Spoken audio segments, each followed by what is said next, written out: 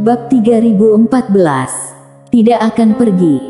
Mileye tidak bisa berkata-kata. Dia tahu wanita ini pasti miskin lagi. Benda ilahi yang dibeli Bianca tadi pasti sangat mahal. Saat ini, Bianca tiba-tiba berkata, "Yang kukatakan itu benaran, aku bisa meniru benda ilahi itu. Jika kamu mau, aku bisa menirunya untukmu. Aku tidak membutuhkan 100 juta kristal dao darimu, berikan 80 juta kristal dao padaku saja." Mileye berkata dengan suara yang dalam, "Apakah kamu benar-benar bisa membuatnya?" Bianca berkata, "Aku bisa membuat pena kebenaran agung, apalagi yang ini." Mileye terdiam. Ketika memikirkan pena kebenaran agung, dia tiba-tiba terdiam. Barang palsu lebih kuat dari barang asli, apakah kamu percaya? Setelah beberapa saat, Mile tersenyum dan berkata, "Oke." Bianca mengulurkan tangan kanannya. Mileye berkata dengan suara yang dalam, "Apakah harus bayar dulu baru membuat?" Bianca menganggukkan kepala, "Tidak ada uang, aku tidak bisa membeli bahan. Jadi, kamu harus memberikan uang padaku terlebih dahulu, baru aku bisa membuatnya." Mile tidak bisa berkata-kata. Bianca berkata dengan serius, "Aku tidak bohong." Mileye tersenyum dan berkata, "Aku percaya padamu." Saat berbicara, dia membuka telapak tangannya dan sebuah cincin penyimpanan melayang di depan Bianca. Tepatnya ada 80 juta kristal dao di cincin penyimpanan tersebut. Ketika melihat ini, Bianca tiba-tiba tersenyum dan berkata, "Ayo pergi. Beli bahan." Setelah mengatakan itu, dia mengajak Mileye dan mulai membeli bahan di pasar gelap. Bianca jelas merupakan pelanggan tetap di sini, dia sangat akrab dengan tempat ini dan akrab dengan banyak toko di sini. Dan Mile juga menemukan bahwa ada banyak orang di tempat ini, dan di antara mereka itu memiliki kekuatan yang sangat hebat. Namun, kebanyakan dari mereka mengenakan jubah hitam untuk menyembunyikan kekuatan mereka sendiri. Sekitar pasar, Bianca membawa Mileye ke sebuah gedung tinggi. Dia membawa Mile pergi ke lantai paling atas dan berkata, "Tempat ini khusus disediakan untuk orang kultivasi, di sini sangat aman. Sekarang aku akan mulai membuat senjata dewa di sini, dan kamu jadi penjagaku." Mileye berkata, "Kira-kira berapa lama?" Bianca berkata, "Beberapa bulan." Ketika mendengar ini, Mile sedikit mengernyit, "Beberapa bulan."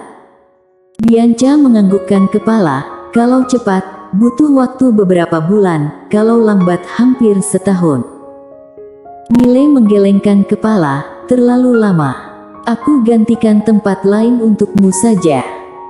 Setelah mengatakan itu, dia membawa Bianca memasuki menara kecil. Setelah memasuki menara kecil, Bianca tertegun. Sesaat kemudian ekspresinya menjadi sangat serius, "Waktu di sini." Saat mengatakan itu, dia menoleh ke arah Mileye, "Apakah kamu ingin menjual menara ini?" Mileye tersenyum dan berkata, "Berapa kamu ingin membayarnya?" Bianca terdiam. Dia tidak punya uang. Lagi pula, Mileye pasti tidak akan menjualnya. Mile tersenyum dan berkata, "Nona Bianca, kamu buat di sini, aku keluar jalan-jalan." Setelah mengatakan itu, dia langsung meninggalkan menara kecil. Di dalam menara kecil, Bianca melihat sekeliling dan berkata dengan pelan, "Ternyata ada benda ilahi yang menantang langit di dunia." Saat ini, menara kecil tiba-tiba berkata, "Apakah aku hebat?" Ketika mendengar ini, Bianca tertegun, lalu berkata, "Apakah kamu ini roh menara?" Menara kecil berkata, "Iya." Setelah Bianca terdiam beberapa saat, dia berkata, "Apakah kamu tertarik untuk ganti majikan?" Menara kecil. Setelah Mile meninggalkan menara kecil, dia kembali ke jalanan. Kali ini dia hanya berjalan-jalan tanpa membeli apapun. Hal-hal biasa tidak memiliki daya tarik baginya.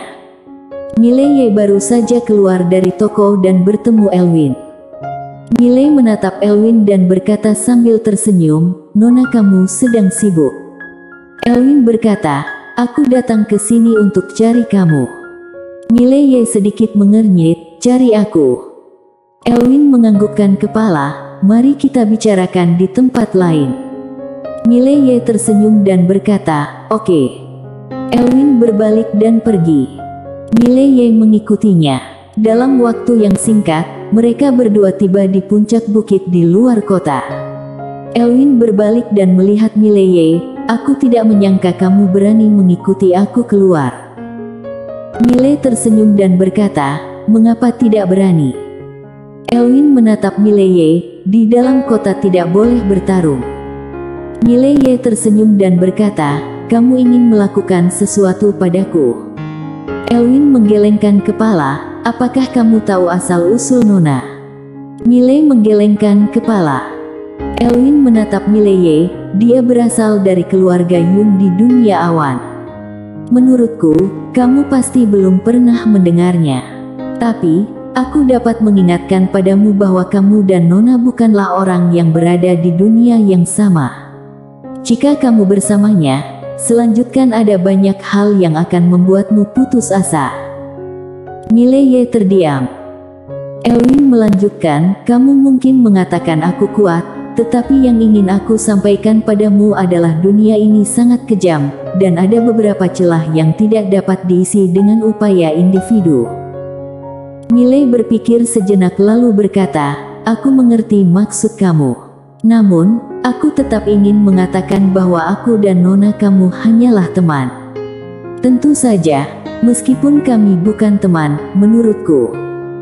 Elwin tiba-tiba berkata, "Jika Great Lord mengetahui ada seorang pemuda biasa begitu dekat dengan Nona, percayalah, kamu tidak akan melihat matahari besok lagi." Mileye terdiam. Elwin melanjutkan, "Keluar dari sini sekarang, aku tidak akan membunuhmu." Mileye tersenyum dan berkata, "Apakah ini adalah tujuanmu?" Elwin menatap Mileye, "Jangan membuat kesalahan." Mileye menggelengkan kepala, tersenyum, berbalik dan pergi. Dan arahnya menuju pasar malam. Ketika melihat adegan ini, mata Elwin tiba-tiba menjadi dingin. Detik berikutnya, dia menjentikkan ibu jarinya dengan lembut. Berdengung. Seiring dengan suara pedang Tao dibunyikan, sebuah pedang tiba-tiba menerobos udara dan langsung menebas ke arah Mileye. Di kejauhan, Mileye tidak menoleh ke belakang, dia mengulurkan dua jari dan menjepitnya dengan lembut. Ledakan. Pedang Elwin dijepit oleh kedua jarinya. Melihat adegan ini, pupil mata Elwin tiba-tiba menyusut, matanya dipenuhi rasa tidak percaya, "Kamu, mana mungkin?" Mileye menoleh dan melirik ke arah Elwin, "Kebanggaan yang kamu sebutkan bukanlah apa-apa di hadapanku. Aku tidak ingin membunuhmu bukan karena takut pada klan kamu. Mengenai alasannya, kamu pikirkan sendiri." Setelah mengatakan itu, dia berbalik dan pergi. Elwin menatap Mileye, "Kamu sama sekali bukan alam baik buruk." Mileye yang berada di kejauhan langsung menghilang di akhir tanpa menoleh ke belakang. Di tempat asal, ekspresi Elwin terlihat sangat jelek. Hilang. Dia tidak menyangka kekuatan Mileye begitu menakutkan. Ternyata badut itu adalah dirinya sendiri. Hingga sekarang dia baru mengerti mengapa Nona mau berteman dengan pria ini. "Hais." Elwin menghela nafas dengan suara yang pelan, berbalik dan pergi. Mileye kembali ke pasar malam, dan datang ke asosiasi Tao lagi. Ketika melihat Mileye masuk, wanita berbaju putih tertegun, tetapi dia tetap menghampirinya dan berkata sambil tersenyum, "Tuan, kita bertemu lagi." Mileye tersenyum tipis, "Iya." Wanita berbaju putih berkata, "Tuan, apakah kamu ingin mendapatkan lingkaran itu?" Mileye menggelengkan kepala, "Aku ingin melihat yang lain." Wanita berbaju putih tersenyum dan berkata, "Baik, Tuan Muda, kamu dapat memberitahu aku apapun yang ingin kamu lihat, aku akan memperkenalkan padamu." Miley tersenyum dan berkata, "Aku ingin melihat lantai paling atas." Asosiasi Tao ini memiliki 6 lantai, semakin tinggi maka semakin berharga barangnya. Setelah mendengar perkataan Miley, senyuman wanita berbaju putih berangsur-angsur menghilang. Miley berkata, "Apakah tidak boleh?" Wanita berbaju putih berkata dengan suara yang dalam, "Tuan Muda Ye, maaf, kalau mau ke lantai 6 harus periksa aset dulu." "Periksa aset?" Miley mengedipkan mata, "Untuk naik ke lantai ke-6 memerlukan berapa banyak uang?" Wanita berbaju putih berkata, "Setidaknya 500 juta. 500 juta. Ketika mendengar ini, ekspresi Miley tiba-tiba menjadi serius. Ini jelas bukanlah nilai yang bisa dikeluarkan orang biasa. Asosiasi Tao ini memang tidak sederhana. Mungkinkah ini dibuka oleh Dewa Tao? Mungkin saja. Bagaimanapun juga, tempat ini dilindungi oleh Dewa Tao." Miley menarik kembali pikirannya, lalu membuka telapak tangannya, dan sebuah cincin penyimpanan muncul di depan wanita berbaju putih. Wanita berbaju putih melihatnya, dan detik berikutnya, dia tercengang. Di dalam cincin penyimpanan tersebut ternyata ada 500 juta kristal Dao. Ketika melihat adegan ini, jantung wanita berbaju putih tiba-tiba berdebar kencang. "Seorang bos." Wanita berbaju putih segera berkata, "Sajikan teh. Sajikan teh." Seketika itu, seorang pelayan datang membawa secangkir teh spiritual kemari.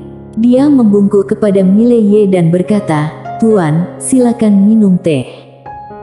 Ketika melihat secangkir teh berada di depannya, Miley menghelakan nafas di dalam hati, punya uang itu memang bagus. Pelayanannya berbeda.